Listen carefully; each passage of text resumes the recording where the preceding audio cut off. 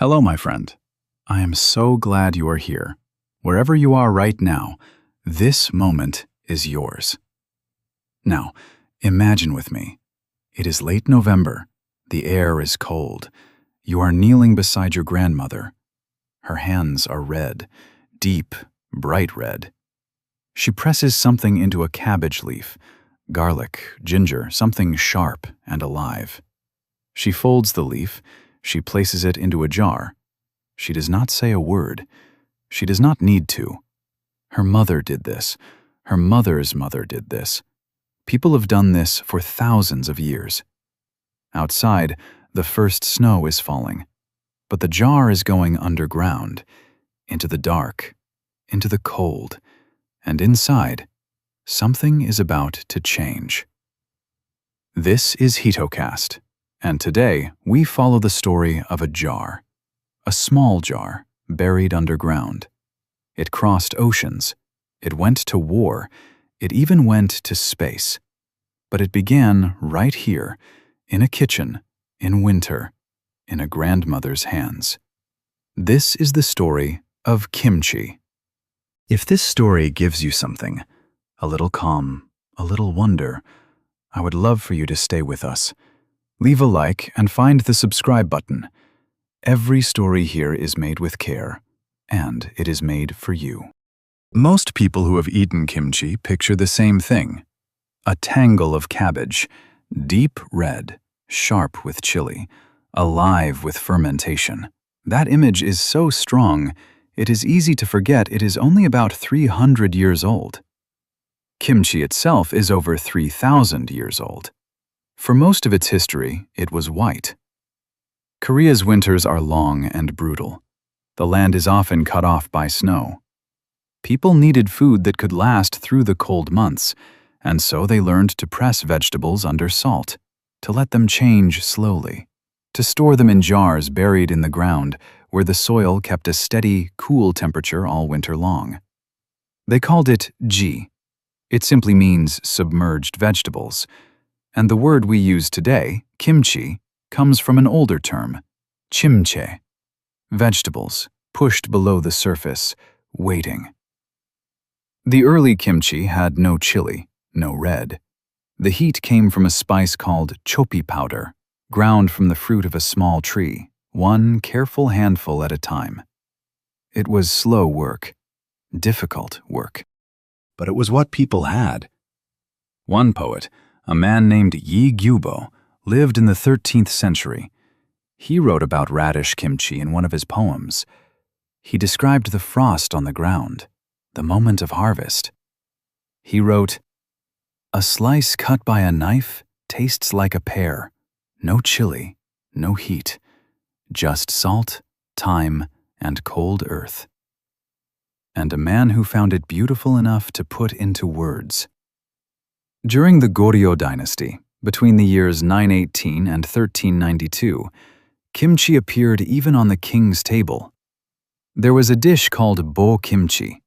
It wrapped lettuce leaves around seafood, mushrooms, vegetables, and fruit. Delicate, refined, a dish fit for a king. And in the royal palace, the king ate 12 side dishes at every meal. But kimchi was never counted among the 12. It was simply always there, like air, like water. Something so fundamental, it did not need to be named. But here is something surprising. At the same time, many Korean aristocrats, the educated, the wealthy, considered kimchi embarrassing. The smell of garlic, the sharp fermentation. These things belonged to farmers, to labor, to the poor. The nobility tried to distance themselves from the very thing that kept their people alive. In 1592, Japan invaded Korea. The general's name was Toyotomi Hideyoshi. He came with 158,000 soldiers. The war lasted 7 years. Cities burned. An estimated 1 million Koreans died. The land was destroyed. The wounds went very deep. But the invasion brought something else, something no one expected. The chili pepper. Chili peppers came originally from the Americas, from Mexico, from South America. Portuguese traders carried them to Europe, then to Japan. By the time Japanese soldiers crossed into Korea, chili was already part of Japanese life. But not in food. Not yet. Japanese soldiers sprinkled chili powder inside their socks, their tabi socks, to keep their feet warm in the cold. That was it. It was warmth. It was insulation. Can you imagine? The ingredient that would one day define Korean cuisine arriving inside a soldier's sock. When Koreans first encountered the chili plant, they were afraid. Korea's first encyclopedia, written in 1614, described the new arrival as nammancho, pepper of the southern barbarians, and added, it has a strong poison. There were even written accounts suggesting the Japanese had introduced it deliberately, as a weapon, as something to harm the Korean people. The red fruit, the burning sensation, arriving with the same army that had burned their homes. The fear made sense. But then, over the next 150 years, something remarkable happened. Korea looked at the ingredient that arrived with its invader, and it changed it, claimed it, made it entirely its own. By the 18th century, chili was everywhere in kimchi. The poison had become the soul of the dish. Why did chili win? Two reasons, both practical. The old spice, chopi powder, was exhausting to make. One small handful required hours of work. Chili peppers grew easily. They were strong, abundant. They offered a faster, simpler path to heat. And then there was something else, something that mattered even more. The compound that makes chili hot also kills harmful bacteria. Red kimchi fermented more safely.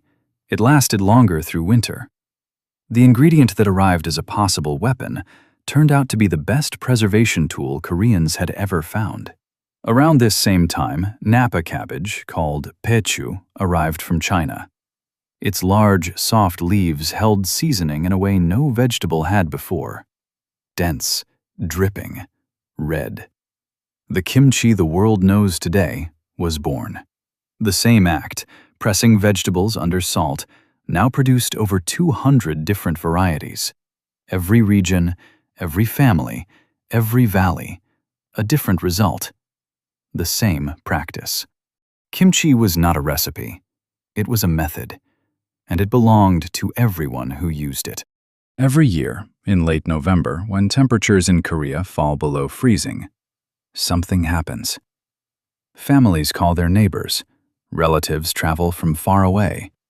People who may not have seen each other all year show up at the door, sleeves rolled up, ready to work. This is Kimjang. One household might prepare 100 heads of cabbage, sometimes 200. The cabbage is salted overnight, rinsed in the cold morning, then packed by hand. Red pepper, garlic, ginger, fermented seafood pressed into every leaf.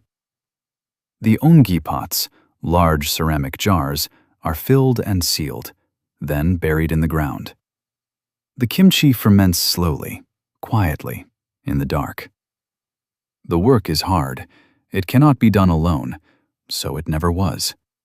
Those who had more shared with those who had less.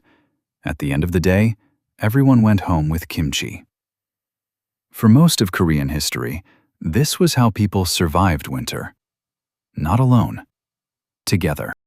The tradition ran so deep that even during the Korean War, when the country was shattered and supply lines collapsed, South Korean military commanders fought to get kimchi to soldiers at the front. Not as a luxury.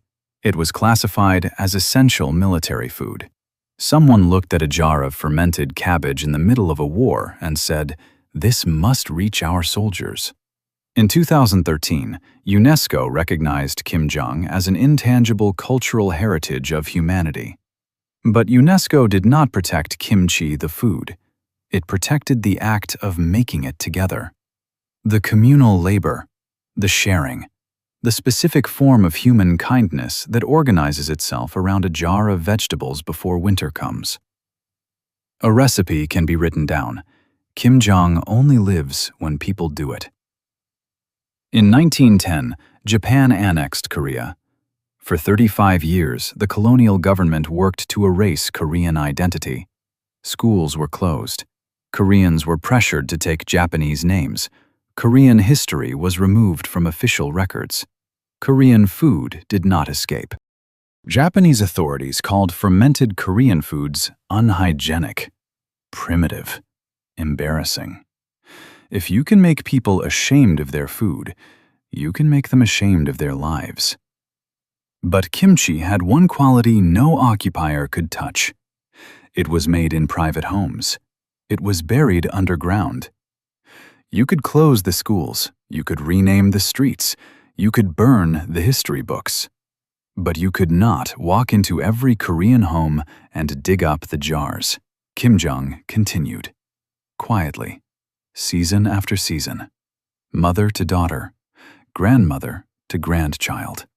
After liberation in 1945, one of the first things Korean organizations did was celebrate Kimjang publicly, not as food, as proof that something essential had survived. The jar buried underground had been the nation buried underground, waiting. In 2008, South Korea sent its first astronaut to space. Her name was Yi So-yeon. She launched aboard a Soyuz spacecraft, heading to the International Space Station. She brought kimchi. But this was not simple. You cannot pack a jar of fermenting vegetables into zero gravity. Kimchi contains live bacteria. It produces fermentation gases. In space, those gases are dangerous. South Korea spent nearly a decade on this problem. The research cost close to $1 million. Scientists from multiple institutes worked on it, including the Korea Atomic Energy Research Institute. They solved it. They engineered a version that stopped active fermentation but kept the flavor. Safe in zero gravity, stable against radiation. Still kimchi. When Korean media reported this, the feeling was not just pride about the astronaut. It was something deeper. Wherever we go, this comes with us. Not bringing it had simply been unthinkable. Few people know that the first Kimchi War was not with China. It was with Japan. In 1996, Japan was producing its own version of kimchi, called kimuchi, and positioning it as an international standard. Korea fought back. They pressed their case at the Codex Alimentarius, the international food standards body, year after year. It took until 2001, but Korea won. An international standard was established. Kimchi was Korean. That victory became a foundation, because in 2020, a much larger dispute began. China is the world's largest producer of kimchi. A significant share of kimchi sold inside South Korea is actually made in China's Sichuan province, at a fraction of the cost. That fact already sat uneasily in Korean hearts. Then Chinese state media began promoting pao chai, Chinese pickled vegetables, as the global standard for fermented food. Some Chinese commentators argued kimchi derived from Chinese culinary tradition. In 2021, an international standards body certified pao chai. Chinese media declared victory. South Korea erupted. A Korean content creator named Hamzy was caught in the middle. Her Chinese agency terminated her contract after she expressed support for Korean claims online. She responded, "If I have to say kimchi is Chinese food in order to work in China, I will not work there." On January 18, 2021, a Korean professor named So Kyung-duk placed a full-page advertisement in the New York Times, a photograph of kimchi, and one line at the bottom. Kimchi is Korean, but it belongs to everyone. Not an argument, not a list of historical proofs, just a quiet statement of truth, placed in the most widely read newspaper in the world. For Korea, a country that had watched powerful neighbors try to erase, claim, or suppress its culture for centuries. This was not about food. It was read as another invasion, another voice saying, "This thing you have? It was never really yours." Korea had heard that before, and every time, the jar had survived. And after all of that, the jar is still here. Today, South Korea exports kimchi to 95 countries. In 2024, those exports reached a record $163.6 million. Scientists now confirm what Korean farmers always understood. Fermented kimchi is rich in good bacteria, linked to gut health, to immune strength. The dish that colonial authorities once called unhygienic is now sold as a superfood in cities around the world. In South Korea, about 80% of households own a dedicated kimchi refrigerator, not a regular refrigerator, a separate appliance built only to hold the same steady, cool temperature as an ongi pot buried in the ground. The ancient answer in a modern box. And for Koreans living far from home, in Los Angeles, in Sydney, in Ho Chi Minh City, kimchi is the most frequently cited taste of home. Not a landscape, not a song, a taste. A jar, sealed, buried, waiting. My friends, kimchi survived because it was humble. It did not need palaces. It did not need a flag or a monument. It needed only cabbage, salt, and hands willing to work before winter came. And you, my friend, maybe you know what it means to carry something quietly. Something you press into the ground and trust that when you open it again, it will still be there. Like kimchi, it will survive. Thank you for taking this journey with me today. I have one question for you, and I would truly love to read your answer. Leave it in the comments. Which part of this story surprised you most? The chili inside the soldier's socks? The $1 million spent to send a jar into space? The professor who answered an invasion with a single quiet sentence in the New York Times? I am curious. I will be reading. Until next time, you are not alone on this journey.